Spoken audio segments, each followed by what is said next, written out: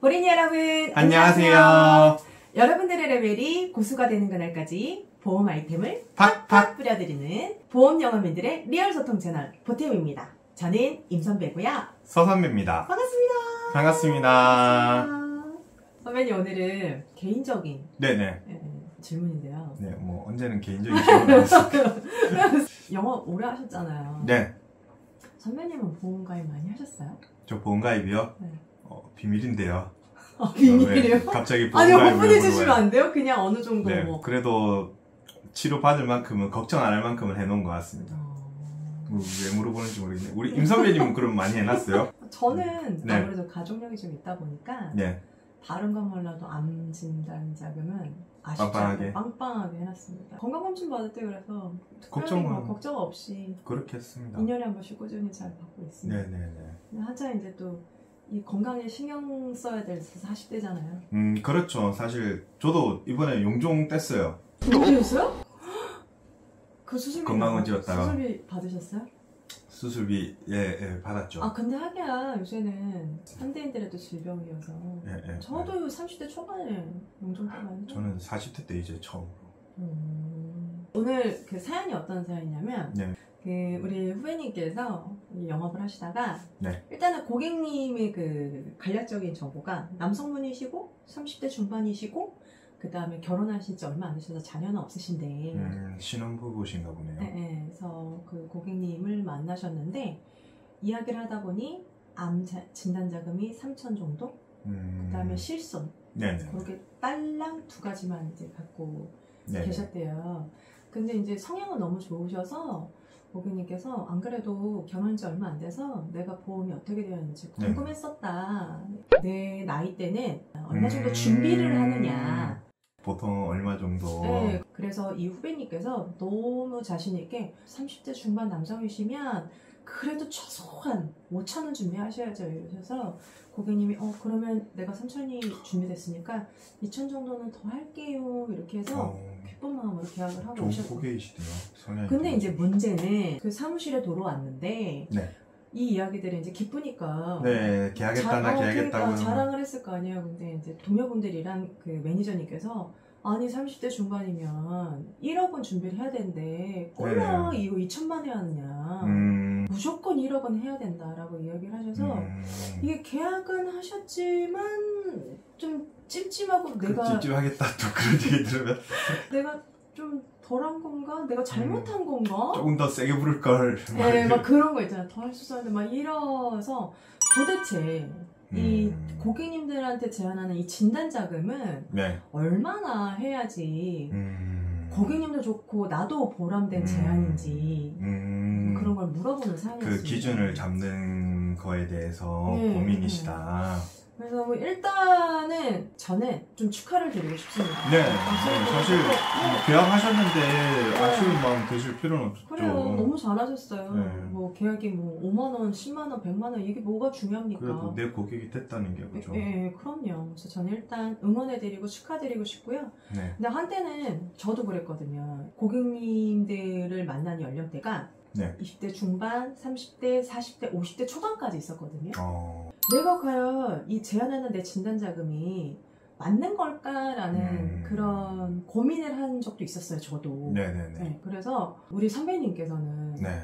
얼마나 가입했는지 궁금해서 여쭤봤고요. 그래서 물어봤구나. 네, 선배님은 과연 네. 우리 고객님들한테 이 진단 자금을 제안을 할 때 어떤 기준으로 제안을 했는지 너무 궁금했어서. 이게 되게 어려운 내용은 아닌데 이 후배님이 먼저 말씀하셨다는 게 5천만 원 있어야 된다, 1억 있어야 된다 이런 통상적인 얘기를 하기보다는 고객이 말하는 이 암 진단금에 대한 그 중심을 조금 먼저 잡아주는 게 우리 설계사들이 해야 되는 역할이기도 하다라고 생각하거든요. 예를 들어서 고객이 얼마 정도 하면은 되나요? 제 나이 때 이런 질문들을 하죠. 보통 어느 정도 준비해요 사람들이 이런 질문들을 하죠. 근데 이 질문에는 암 진단금이 치료비에 관한 질문일 가능성이 높아요. 그렇죠. 뭐 그렇죠. 대부분 병이 걸렸을 때 얼마 정도가 치료비가 드느냐 뭐 이런 이야기들을 보통 하는데 저는 진단금 부분만큼은 특히 암 진단금 부분만큼은 치료비가 아니라 이제 생활비로 중심을 잡고 얘기를 하거든요. 그러니까 우리가 많은 질병이나 많은 것들 중에서 직업을 잃는 병들이 있어요. 그렇죠. 왜 사람들이 안보험을 많이 준비하냐면 많이 걸리기도 하지만 한번 걸렸을 때 정말 장기적으로 직장을 잃을 수도 있거든요. 그렇죠. 눈치도 보이고. 그렇죠. 실제로 제 고객님들 중에서도 그 공무원이신데도 휴직계 1년 낸 다음에 복직을 하니까 안 받아주더래요. 그래서 그 암 진단금을 제안을 하실 때는 반드시 물어봐야 되는 질문이 있거든요. 연봉이 어떻게 되시는지 저는 꼭 물어봐요. 탐색 질문을 먼저? 그렇죠. 우리가 늘 중요하게 생각하는 그 탐색 질문에서 암보험을 내가 제안을 할 때는 그 연봉을 먼저 물어보죠. 예를 들어서 이래요. 30대 중반 결혼한 사람이 다 급여가 똑같진 않겠죠. 그렇죠. 어떤 사람은 연봉이 1억이 되는 고객을 만날 수도 있고 어떤 사람은 진짜 무직자인 고객을 만날 수도 있겠죠. 그러니까 이런 부분에서 똑같이 3천 해야 됩니다, 5천 해야 됩니다, 1억은 해야 됩니다 이런 얘기를 하는 것보다는 고객님 상황과 형편에 맞게끔 컨설팅을 해주는 게 저희들 일이잖아요. 그렇죠. 그래서 최소한 연봉이 물어본 다음에 고객님 연봉의 1년치 정도는 진단금으로 가지고 계신 게 좋습니다 라고 얘기를 하거든요. 그럼 1년은 어디에서 나오느냐. 이게 치료비가 아니고 생활비라고 제가 중심을 잡아줬다 했잖아요. 고객님 1년 동안은 일을 못 하시더라도 편안하게 치료받아라는 거죠.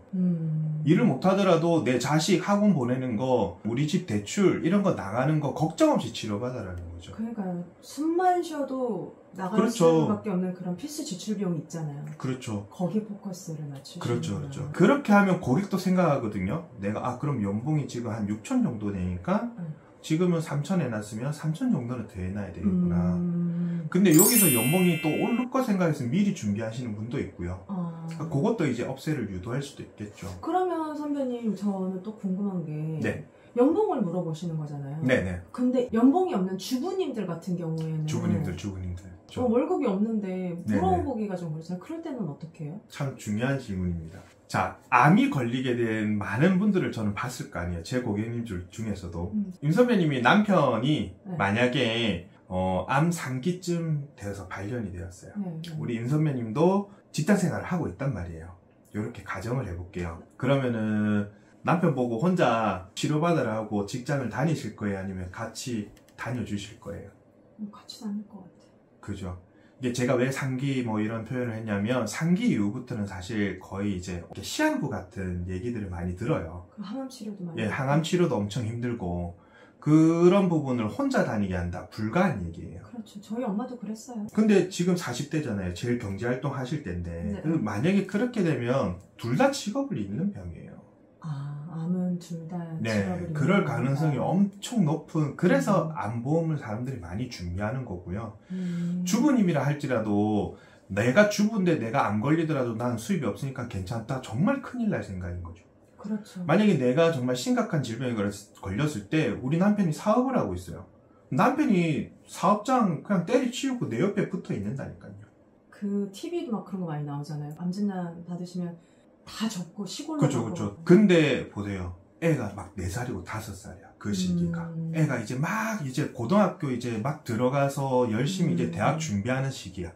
이렇게 돼버리면 부모가 아픈 게 정말 이게 외통수 같은 느낌이 든단 말이에요. 그렇기 때문에 주부님이라 할지라도 남편의 수입에 기반을 해서 그 연봉 또는 그 연봉의 적어도 50%만큼은 준비를 하셔라라고 얘기를 하죠. 그래서 이게 제가 아까 처음에 말씀드린 중심을 잡아드려야 되는 게 치료자금으로 생각하면 수입이 없는 사람은 그냥 실손만 있으면 된다 이렇게 생각하거든요. 그렇죠. 예, 내가 제안하는 이 암보험금이 어디에 쓰이는지까지도 같이 컨설팅을 해줘야지. 맞아요. 이게 또 선배님 말씀 들어보니까 암진단 받으신 당사자는 또 좋은 환경, 더 좋은 음식을 드시면서 치료에 집중을 하셔야 되는데 그렇죠. 숨만 쉬어도 나가야 되는 이런 고정 지출들까지도 감당하시려 그러면 생활자금으로 개념을 잡아주시는 게, 중심을 잡아주는 게 좋다고 생각합니다. 맞습니다. 우리 그 보리녀 여러분, 오늘 그 서 선배님께서 굉장히 좋은 말씀 해주신 것 같아요. 그럼 정리를 좀 하자면, 고객님께 이 그 진단자금을 설명할 때, 활용 방안을 이행할 때는 생활비로 사용을 하셔야 된다. 적어도 1년까지는 아무리 네. 적어도 최소한 1년까지는 생활비로 쓰셔야 되는데 가장 중요한 포인트 연봉이 어떻게 되십니까? 그 연봉으로 생활비를 충당을 하시기 때문에 연봉에 맞춰서 대비로 진단자금을 준비를 하셔야 된다 이런 이야기들을 네. 반드시 좀 심어주시면서 기준을 잡으시면 고객님도 좋고 그렇죠. 나도 그렇죠, 그렇죠. 딱 적정선에서 이렇게 그런 제한을 것 할 수 있는 또 말씀 들어보니까 선배님 네. 고객 관리를 정말 잘해가지고 네. 작년에는 연봉이 5천이었는데 네. 올해는 연봉이 7천원 올랐어요. 그러면 그렇죠. 너무 축하한다면서 그러면 거기에 맞게끔 또 진단자금도 또 업셀링 네, 하는 것도 그렇죠, 그렇죠. 되게 좋은 그래서 방법이에요. 오래 일하면 오래 일할수록 이렇게 이제 컨설팅을 해가면 수입이 늘어나는 고객들한테 또 업셀을 계속 할 수 있는 거거든요. 그렇게도 하고 아니면 주부님들 만나면 배우자님 연봉 어떻게 되세요? 배우자님 그렇죠. 얼마 준비하셨어요? 그래서 배우자님 것도 보고 그렇죠, 그렇죠. 그러면 이제 또 가족 소개도 나오는 거니까 그렇죠. 굉장히 좋은 이야기인 것 같습니다. 보리니 여러분, 그 보험은 눈에 보이지 않는 무형의 상품이라고 합니다. 다들 아시죠? 나만의 화법이라는 붓으로 고객님 머릿속에 선명한 그림을 그려주시는 여러분들이 되었으면 좋겠습니다. 네. 오늘 궂은 날씨에도 네. 이렇게 또 단숨에도 달려주시고 역시나 깔끔한 정리를 해보신 것 같습니다. 감사합니다. 우리 클로징 멘트 할까요? 네. 영업 잘하시는 분들은 안 보셔도 됩니다. 고맙습니다. 고생하셨습니다.